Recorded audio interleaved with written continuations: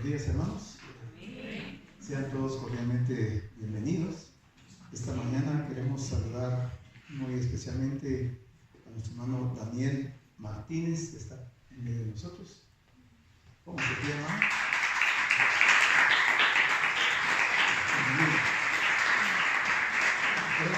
Creo que acompaña a tu esposa. Amén. Está la esposa de él ahí. También bienvenida.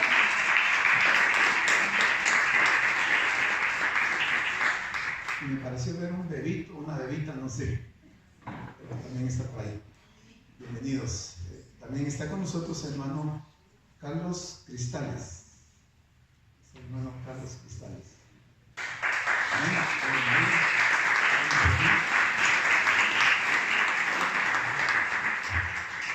Damos gracias a Dios y toda la congregación sean bienvenidos. Para ustedes, bienvenido hermano Juan Carlos.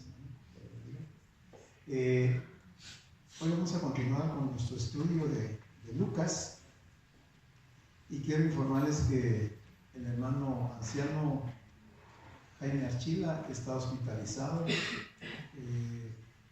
tuvo algún problema en su salud hace un par de días y tuvo que ser llevado de emergencia al hospital.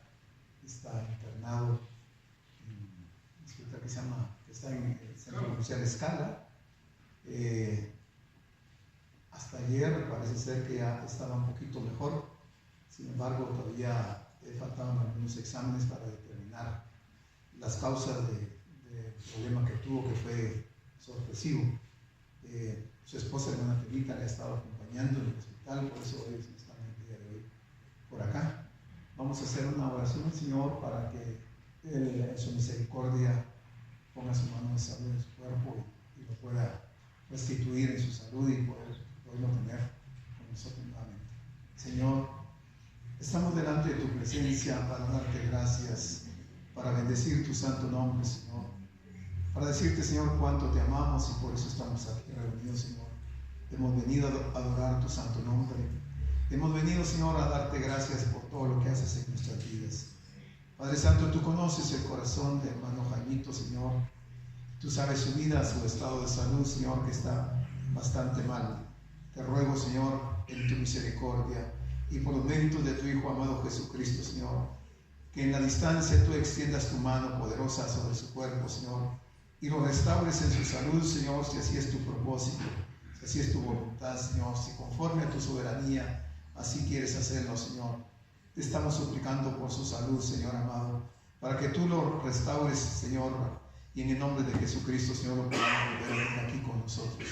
Así te pedimos, Señor, por nuestra hermana Temita, que recién, Señor, pasó la experiencia de que tú llamaste a la madre de ella a tu presencia y que era, Señor, que no, como somos hombres de carne y hueso, Señor, nuestros sentimientos a veces se afectan cuando un ser querido parte a tu presencia.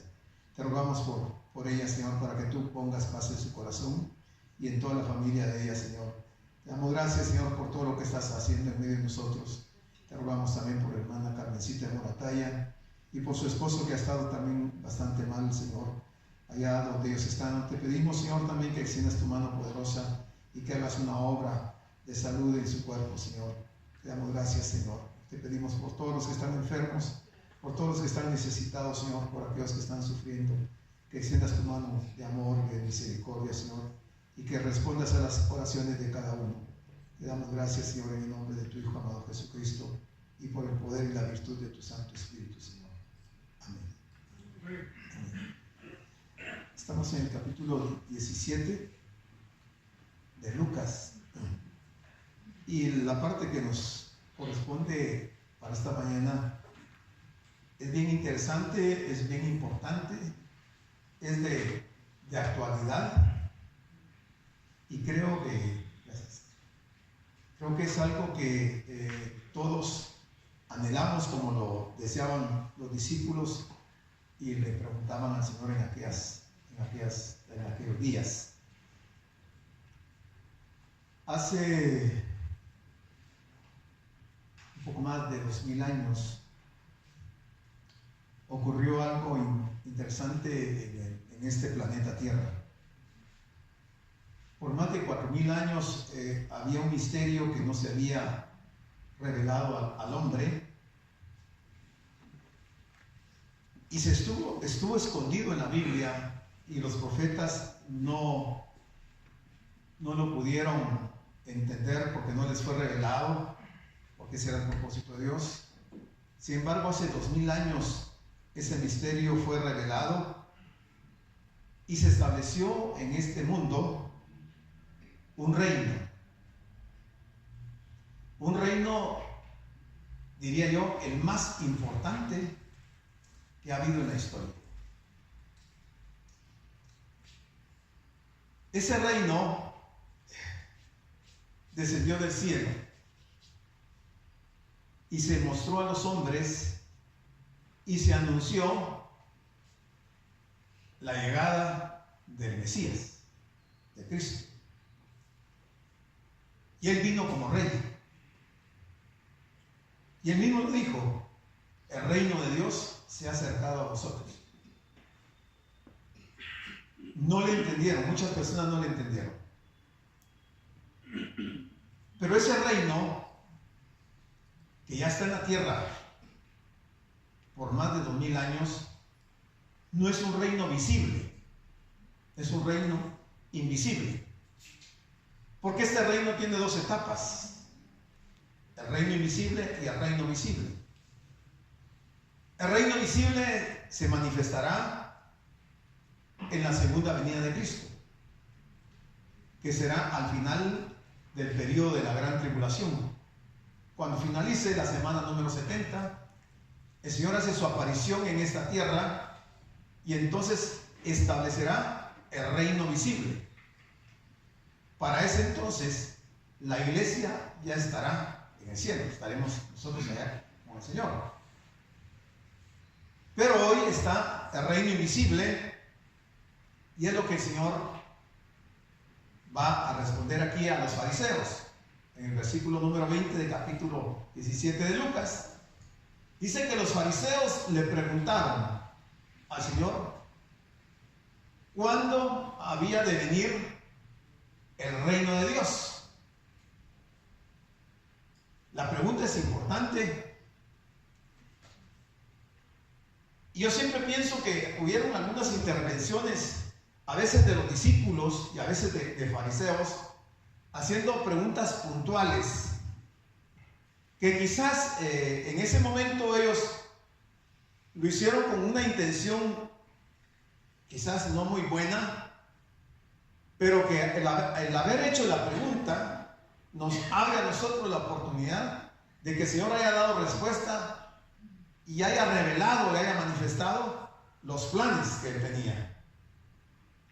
Entonces, ante la pregunta de los fariseos a Jesús sobre cuándo habría de venir el reino, que dicho de paso ellos nunca entendieron que con quien estaban hablando era con el rey de ese reino por el cual ellos preguntaron. No se percataron. Y el Señor le respondió y le dijo: el reino de Dios no vendrá con advertencia. El reino de Dios no vendrá con advertencia.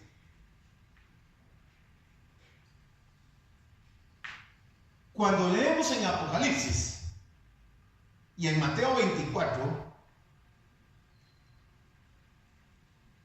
que el reino de Dios dará inicio cuando el Señor rasgue los cielos del oriente hacia el occidente, y dice que todo ojo le verá, se vería eso como una advertencia, porque el siguiente paso es que Él establezca el reino milenario. Pero aquí el Señor le dice: el reino de Dios no vendrá con advertencia. Eso nos lleva a pensar de que entonces el Señor no está hablando del reino visible, porque el reino visible se va a ver cuando Él rasgue los cielos, y esa es una advertencia, será una advertencia para la humanidad de aquel tiempo. Pero cuando Él les responde a ellos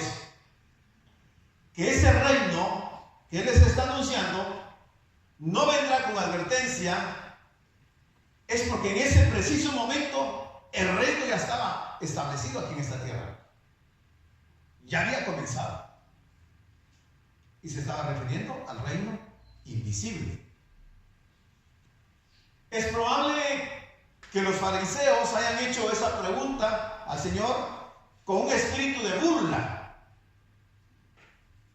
porque ellos ya habían llegado a la conclusión de que ese personaje que estaba ahí frente a ellos no era el Mesías,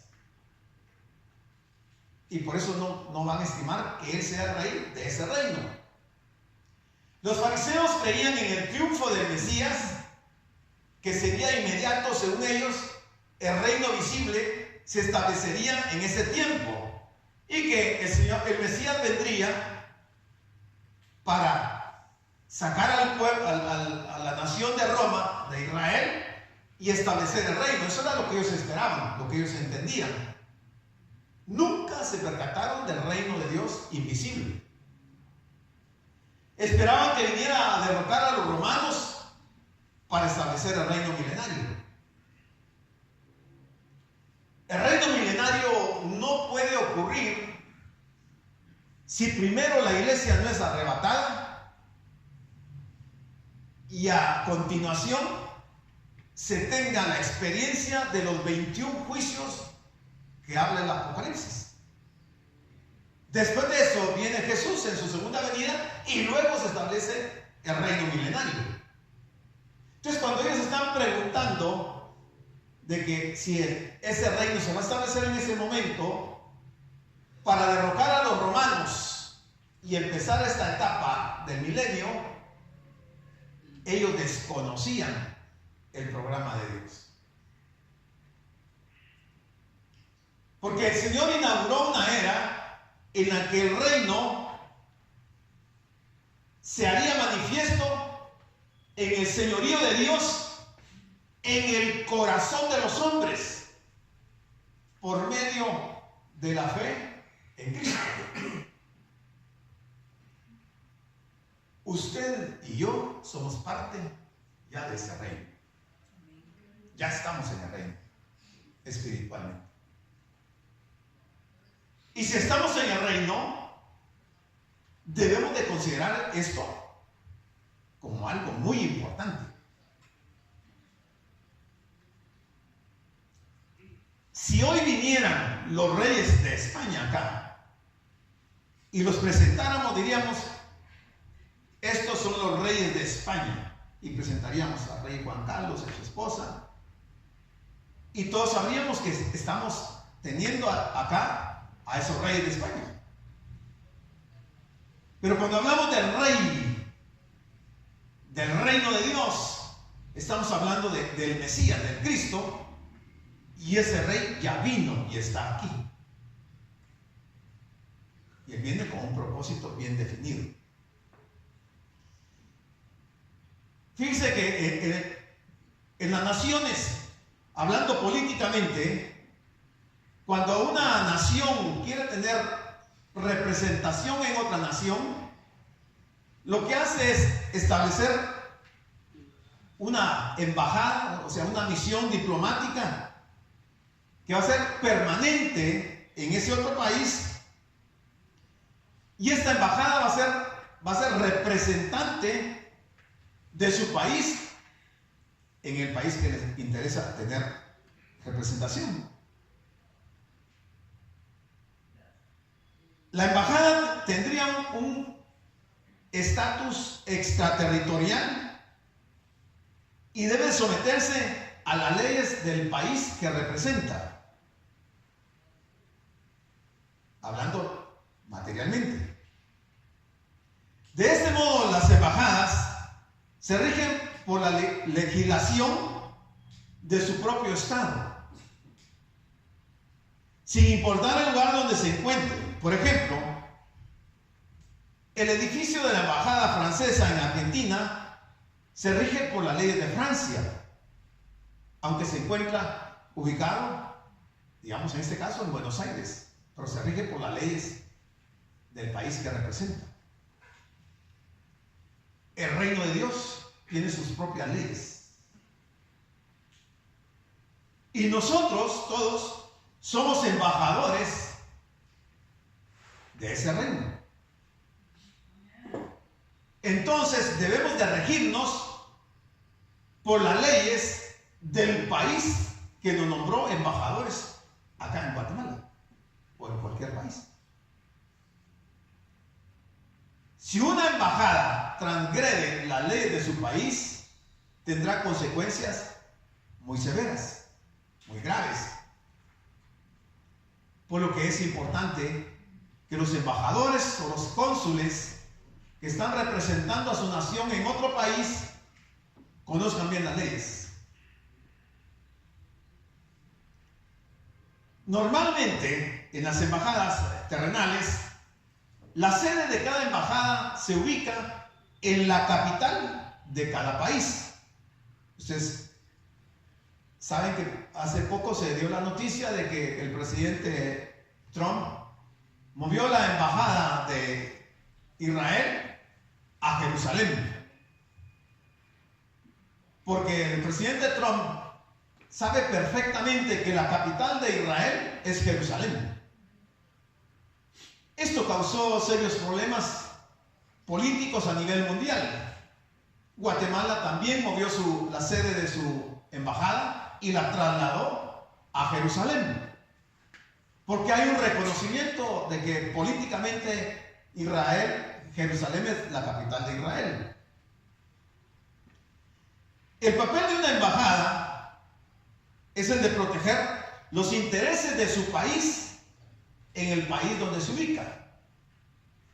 De manera que el Mesías, que es el rey de este país celestial,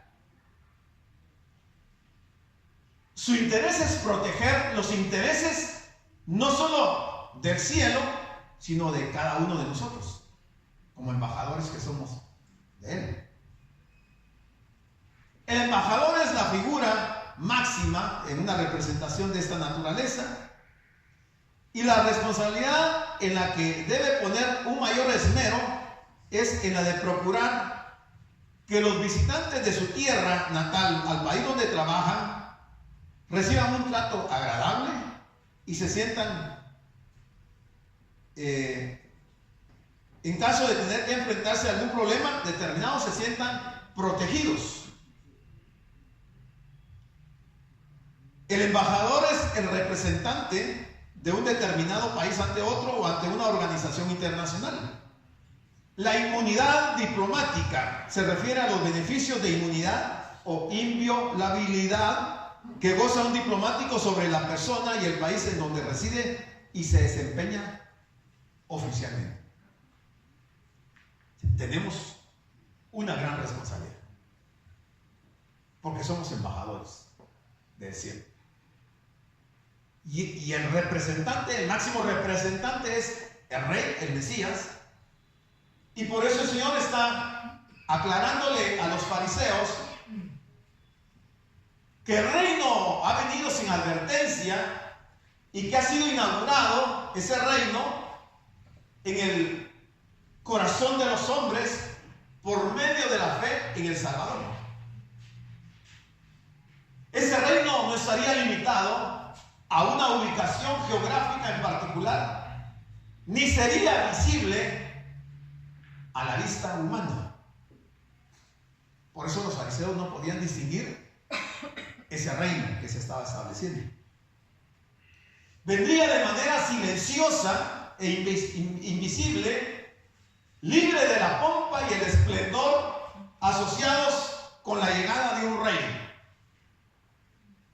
Porque el rey vino y no hubo mayor manifestación de la venida de él, excepto lo que hacen los ángeles cuando le anuncian a los pastores que ha nacido el rey. Pero el pueblo de Israel, por lo general, en la generalidad, y principalmente los fariseos, ni se percataron de la llegada de ese rey, porque no hubo ningún anuncio que les hiciera ver esto. Jesús nos sugirió que las promesas del Antiguo Testamento sobre un reino terrenal quedarían anuladas. No dijo eso. las promesas del Antiguo Testamento sobre ese reino terrenal no iban a ser anuladas con la venida del reino invisible. Más bien estableció que esa manifestación visible y terrenal del reino aún está por venir, según lo dice Apocalipsis 20, del 1 al 6. Nosotros debemos estar bien claros de esas dos instancias del reino, el reino invisible y el reino visible. Llevamos 2000 años de que ese reino invisible se está manifestando aquí en la tierra, y el rey de ese reino está haciendo cosas extraordinarias, y la mayor parte de las personas del mundo no se ha percatado de eso. Curiosamente, algunos cristianos ignoran este hecho y siguen viviendo su vida como que si no hubieran sido enviados como embajadores a este mundo. Aquí es preferible decir que el reinado, o sea, el gobierno de Dios, es básicamente un reinado o un gobierno espiritual en su esencia. Esto es espiritual. Es de adentro, o uno puede preferir que está dentro, decir que está dentro de una persona. Donde quiera que Dios es reconocido en verdad y honrado como rey, allí uno encuentra su reino o su reinado. Nosotros representamos el reino invisible de Cristo, porque Él nos ha escogido para esta función. Los fariseos y sus muchos seguidores estaban esperando la llegada de un reino exterior, un reino terrenal, un reino visible, uno en el cual los judíos ocuparían un lugar muy prominente. Eso era lo que ellos esperaban. Sin embargo, Jesús indica en su respuesta que ellos abrigan un concepto errado respecto de la naturaleza del reino, como si hubiera de llegar con proclamaciones estruendosas. Eso pasó hace 2000 años.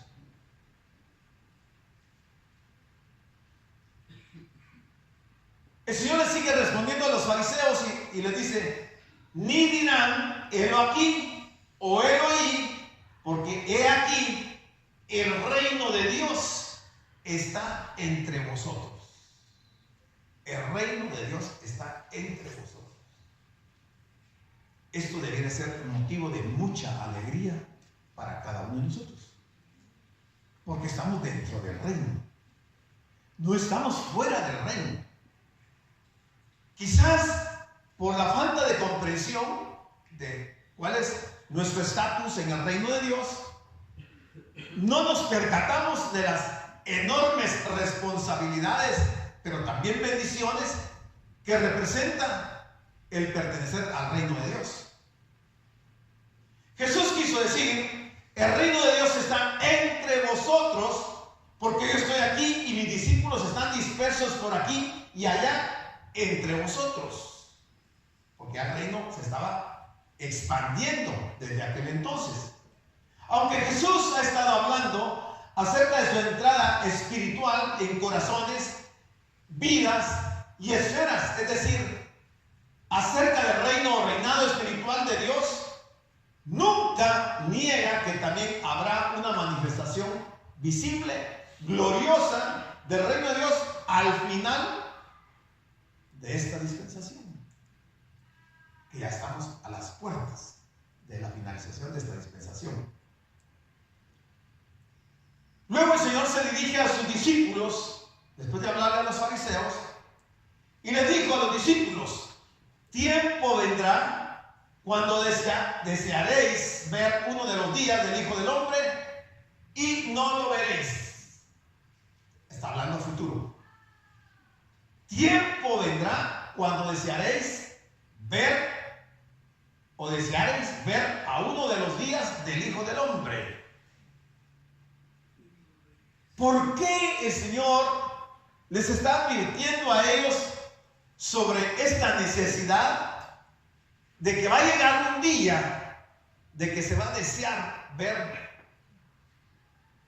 uno de los días del Hijo del Hombre.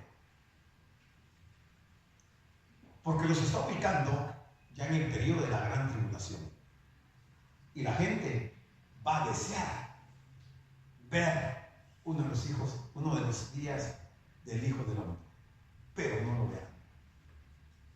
El sufrimiento será tan fuerte, tan intenso, que la gente deseará ver tan siquiera uno de los días del Hijo del Hombre, pero no lo veréis, no lo van a ver. Si alguien, por un descuido de su vida espiritual, se quede por la gran tribulación, sepa que aunque desee ver uno de los días del Hijo del Hombre, no lo va a poder ver, porque está profetizado, está dicho por el mismo Señor. Los creyentes anhelarán ver el principio de la era mesiánica.